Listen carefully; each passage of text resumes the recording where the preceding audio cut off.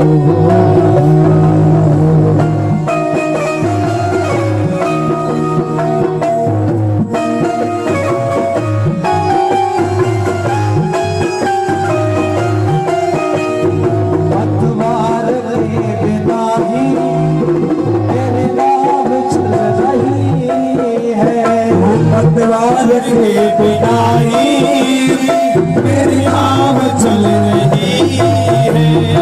हैरान है जमाना मंजिल भी मिल रही है। हैरान है जमाना मंजिल भी मिल रही है।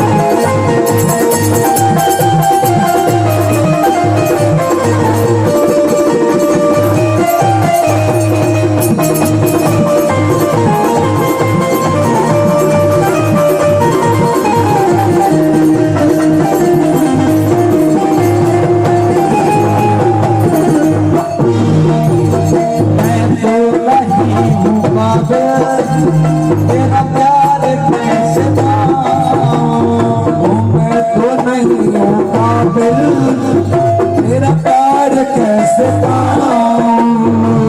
टूटी हुई वाणी से तेरा नाम कैसे गाऊं, टूटी हुई वाणी से तेरा नाम कैसे गाऊं।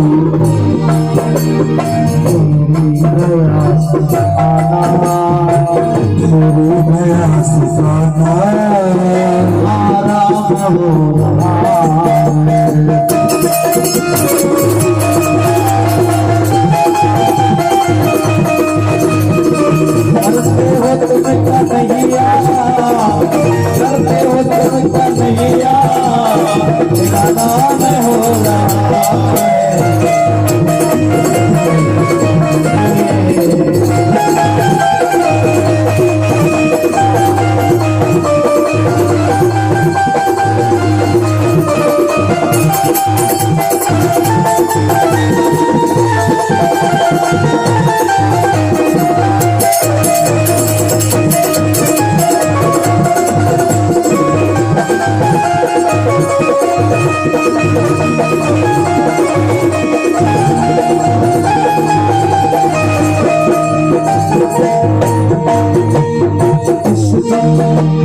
दुनिया में होंगे लाखों तेरे जैसा कोई होगा।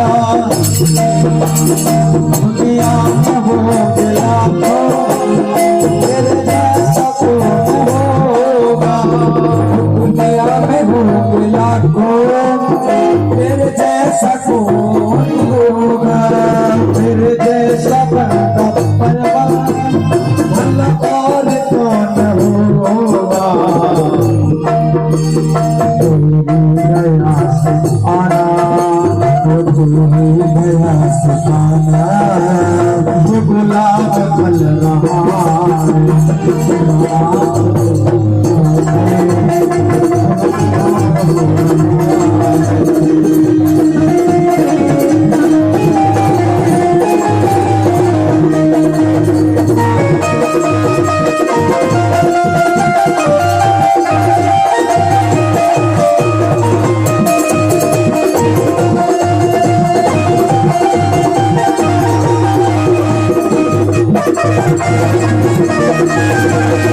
करते हो तुम का नहीं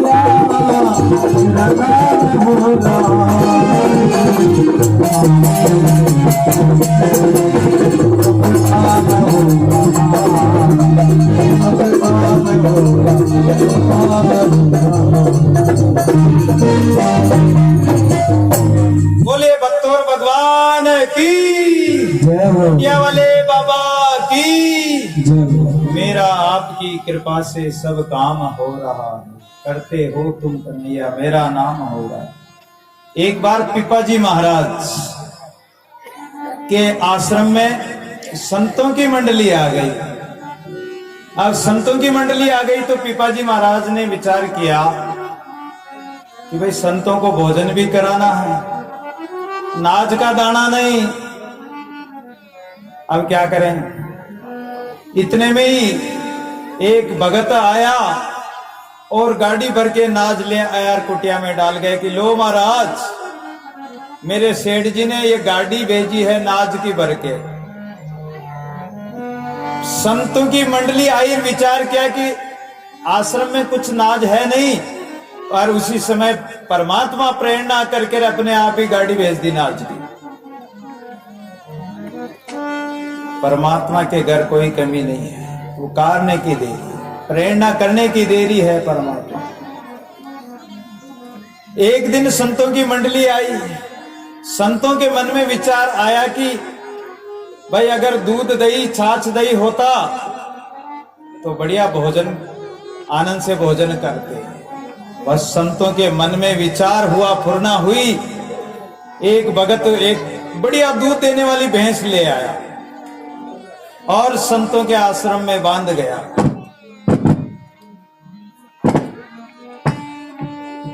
पिपाजी के आश्रम में भैंस बांध गया।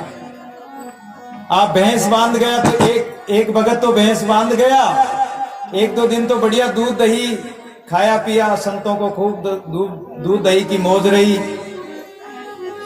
लेकिन एक दिन चोर आ गए। अब चोर आ गए तो उन्होंने भैंस को खोल के रात्रि में चल दिए।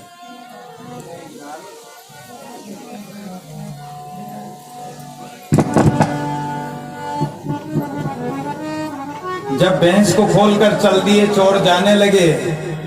पिपाजी महाराज भजन कर रहे थे, उन्होंने विचार किया कि अरे ये भैंस को तो खोल के ले जा रहे हैं, लेकिन ये भैंस तो पार्टी के बिना दूध तो देती नहीं, और भैंस को ले जाएंगे तो इधर पार्टी भी भूखा मरेगी और भैंस भी पार्टी के बिना दूध नहीं देगी।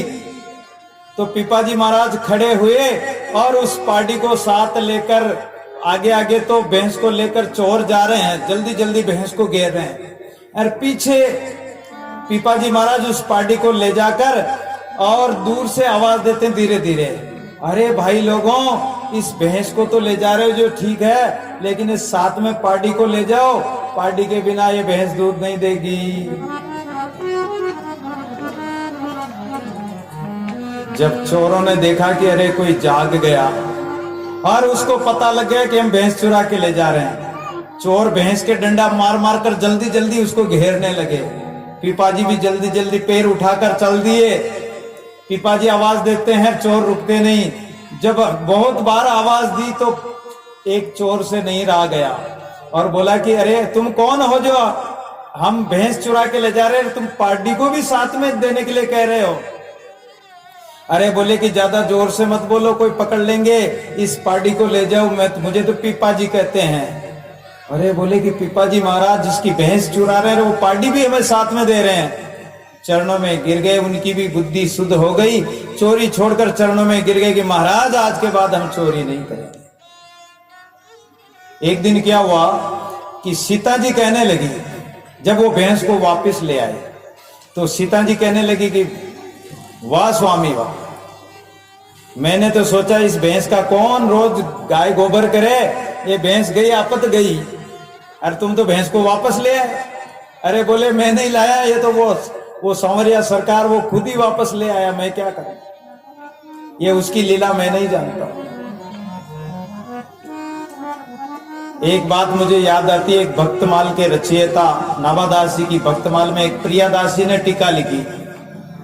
तो प्रियादास जी महाराज कथा कर रहे थे भक्तमाल की, और ये जो 84 कोस की परिक्रमा लगती है, उस समय में जहां जहां वो पद यात्रा रुकती, उस जगह रात्रि के समय में भक्तमाल की कथा भक्तों को सुनाते, भगवान की कथा सुनाते प्रियादास। अब ठाकुर जी का जो सिंहासन बटवा था वो सोने चांदी का था। अब रात्रि में ठाकुर जी को ऐसे ही सिंहासन पर बिठाकर सब लोग यात्रा में चले थे, तो वो यात्रा के कारण थके हुए थे, दिन भर के थके हुए, फिर कथा सुनी, ज्यादा थक गए, तो सब सो गए, सबको निद्रा आ गई। और चोर आए रात्रि में, ठाकुर जी को उठाकर चल दिए। अब ठाकुर जी को उठाकर चल दिए तो प्रातःकाल उठे तो ठाकुर जी नदारद, ठाकुर जी तो भाग गए, आधी रात को सट गए, ठाकुर जी आधी रात को भाग गए।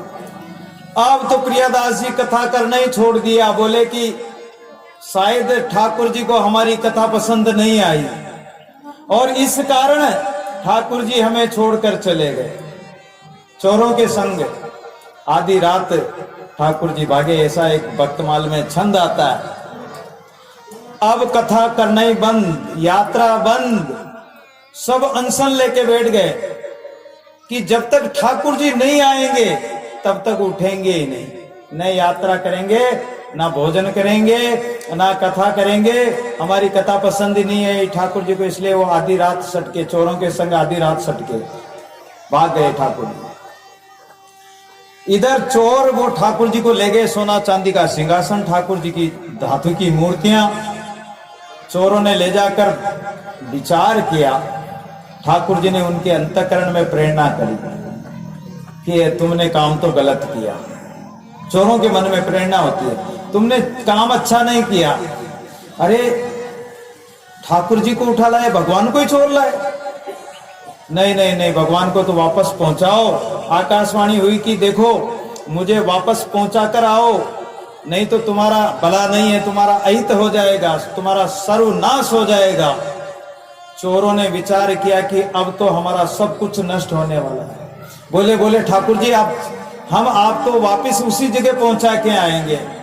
और वो ठाकुर जी को अपने सिर पर लेकर हरि कीर्तन करते हुए और दूसरे दिन वहां पहुंचे, शाम तक पहुंचे, जब तक सब लोग अनशन पर बैठे हैं।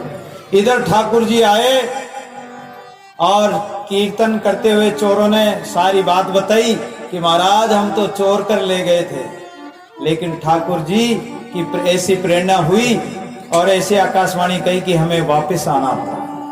तो संतों का सब काम वो सांवरिया करता, वो ठाकुर करता है। एक दिन पिपाजी महाराज के वहां संतों की मंडली आ गई और सीता जी पिपाजी ने विचार किया कि संत पधारे, अब हरदम कोई साग सब्जी मिले नहीं मिले, तो संतों के लिए अगर इस समय अगर कोई दही होता, छाछ दही होता तो कितना अच्छा होता। इतने में ये गुजरी मटकी उठा के और दही लो दही लो दही लो पुकारते हुए गुजरी आ गई।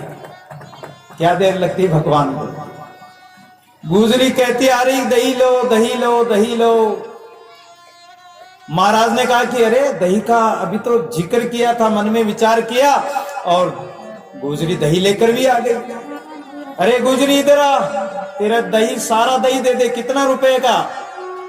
बोले मेरा दही 4 आने का, उसमें आने चलते होंगे, तो बोले 4 आने का दही है कि ले गुजरी, आज तो मेरे पास 1 पैसा भी नहीं है, जब आज जो भी भेंट आएगी वो मैं तुम्हें दे दूंगा कल, लेकिन अभी पैसा नहीं है, तो अभी पैसा मांगे तो पैसा नहीं है।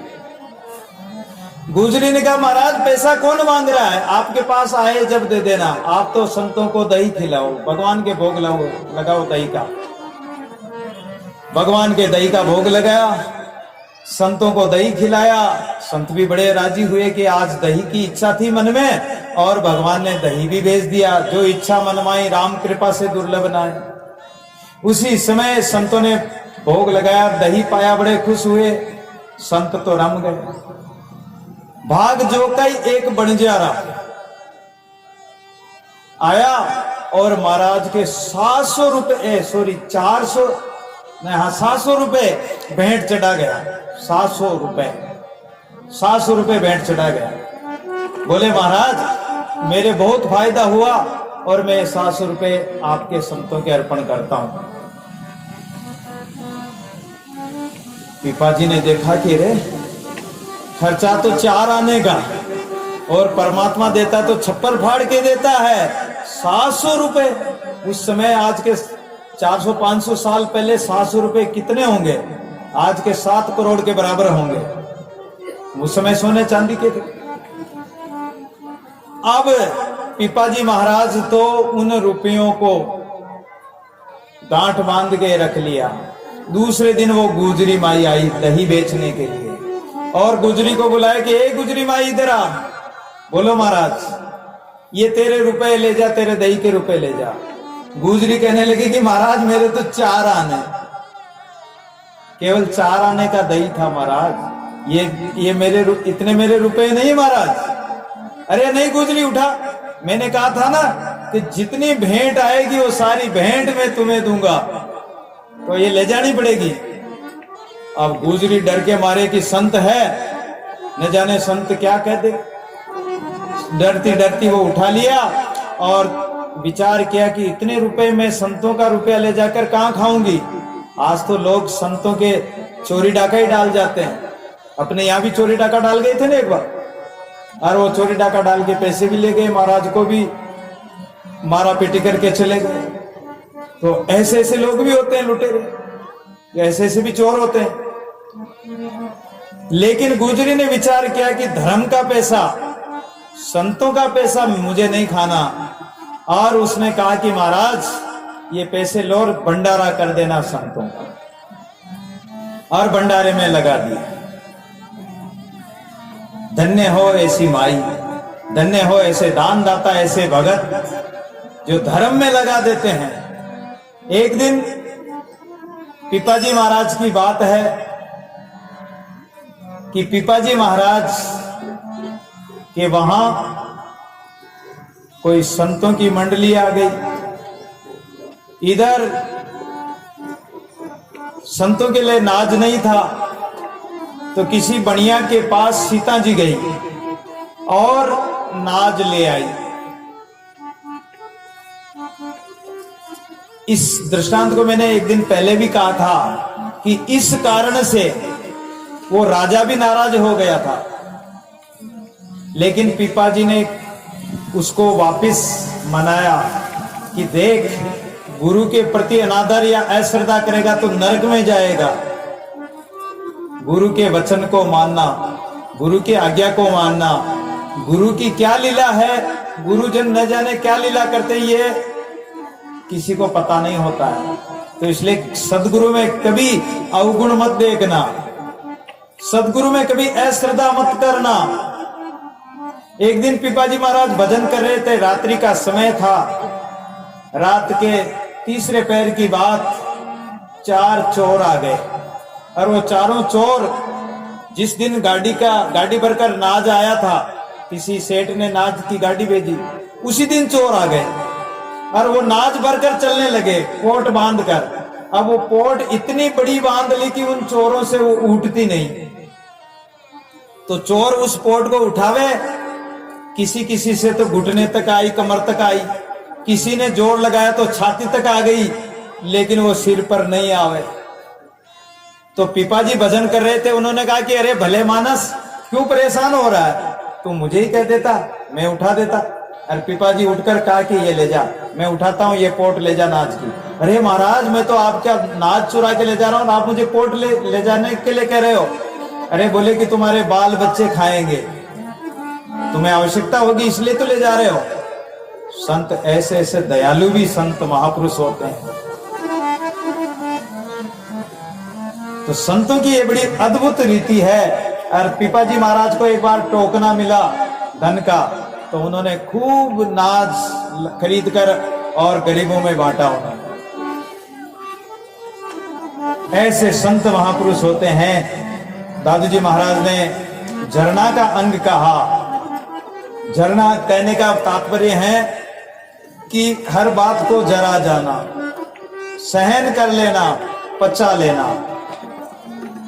पचाने का मतलब समझते हो कि हमने भोजन पाया है, खाया है, तो भोजन पचना चाहिए। इतनी मेहनत करो कि भोजन पच जाए। अगर अजीर्ण हो जाए तो वो ठीक नहीं रहेगा। इसलिए भजन भी करते हैं तो भजन को पचाना, सहन करना। दुख भी आए तो सहन करना, कष्ट भी आए तो सहन करना। जो भी सुख आओ, दुख आओ, हानि हो, लाभ हो, उसमें समान रहना, एक रस रहना। एक ब्राह्मण था और उस ब्राह्मण के एक लड़का था। ब्राह्मण अपना पोती पाना लेके जजमाने में निकल जाए, पीछे से वो लड़का मर गया। ब्राह्मणी बड़ी विद्वान थी। ब्राह्मणी ने देखा कि लड़का तो मर गया, परिवार को बुलाया और संस्कार करवा दिया। ऐसा कोई हो सकता है जिसका लड़का मर जाए और वो रोए नहीं, आंसू नहीं निकाले, परिवार को बुलाकर लड़के का संस्कार करवा दे? पति घर में नहीं, लेकिन उन्होंने संस्कार करवा दिया। और संस्कार कराने के बाद में उसका पति घर पे आया तो कहने लगी कि पतिदेव, अगर किसी की वस्तु रखी हो हमारे पास, जैसे गिरवे रखते हैं ना, गिरवे गहने रख देते हैं, गिरवे रख देते हैं, गहने आदि आभूषण वस्तु, तो बोले कि किसी की वस्तु हमारे पास कोई रख जाए और उस वस्तु को वो वापस ले जाए तो उसमें क्या हमें दुख होता है? बोले कि नहीं, दुख किसी बात का नहीं होता। जब दुख नहीं होता है, चलो कोई बात नहीं, भोजन बना लिया, भोजन परोस दिया पतिदेव को और कहने लगी कि स्वामी भोजन कर लो। तो बोला कि लड़का कहाँ गया? तो वो पत्नी कहती है कि स्वामी ये तो मैंने पहले ही बता दिया कि जिसकी वस्तु थी उसको वो ले गए। अरे बोले कि किसकी वस्तु, क्या कह रही तुम? मैं समझा नहीं। कि जिस भगवान की वस्तु संतान रूप में हमें मिली, वो भगवान अपनी वस्तु को ले गए। बोले कि क्या वो लड़का मर गया? बोले हाँ मर गया। 3 बार भगवान का नाम लिया और भोजन कर लिया, रोना धोना कुछ नहीं। ऐसे जो सुख दुख में सम हो जाए, हानि लाभ में हर शोक में जो सम हो जाए, चाहे पहाड़ जितना दुख आ जाए फिर भी दुखी न हो, कितना ही सुख आ जाए तो उसमें फूले नहीं, अभिमान नहीं करे और भगवान का भजन करे।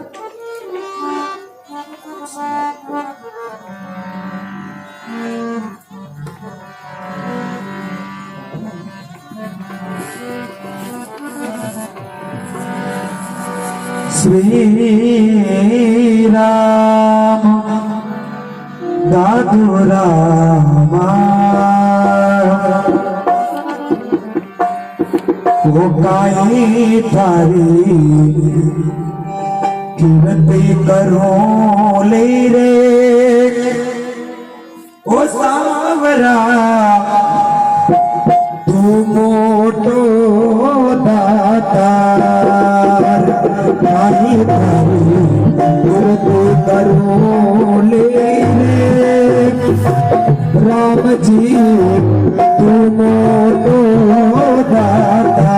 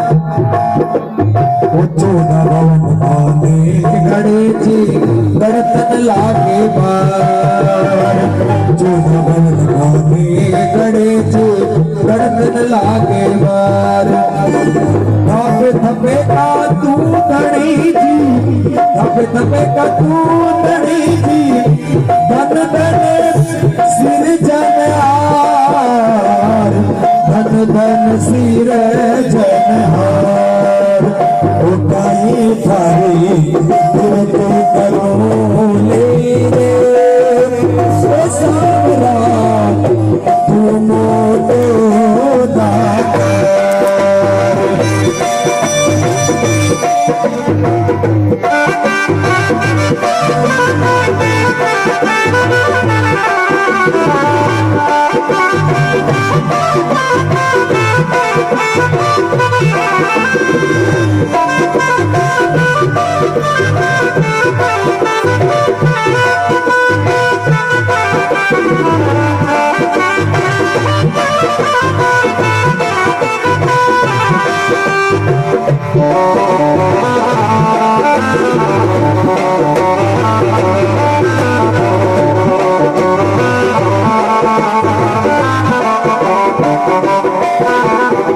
तू मोटो दाता सावरा तू मोटो दाता गाई थारी विनती करो ले रे राम जी तू मोटो दाता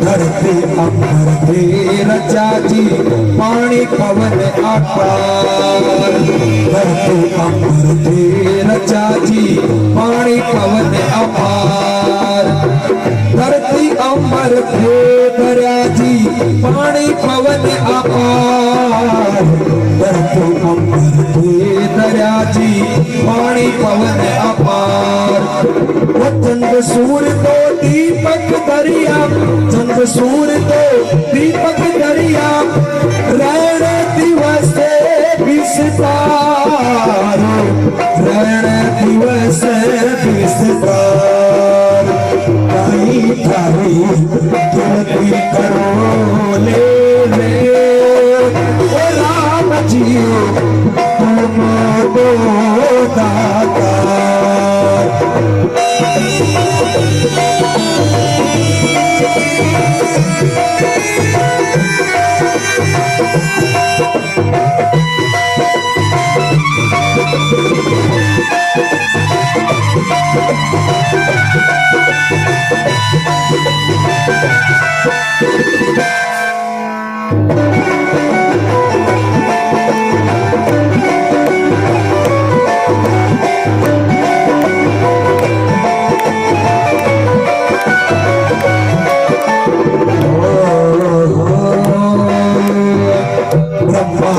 किया जी विष्णु दियो अवतार वो ब्रह्मा शंकर थे किया जी विष्णु दियो अवतार ब्रह्मा शंकर थे किया जी विष्णु दियो अवतार वो सुर नर साधु सिर जिया जी सुर नर साधु सिर जिया जी कर ले जीव विचार कर ले जीव विचार काई थारी विनती करो ले रे राम जी तुम तो दातार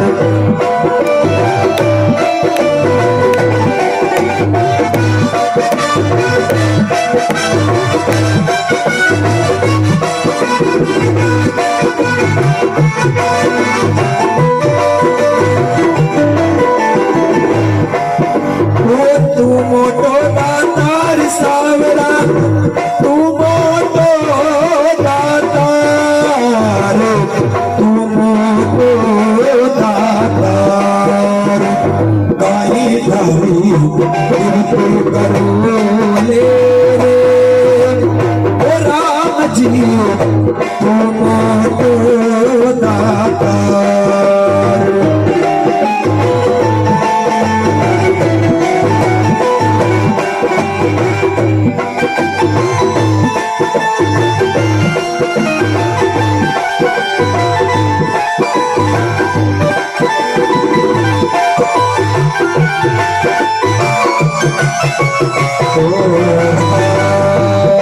आप निरंजने रया जी काया में कोटिक हार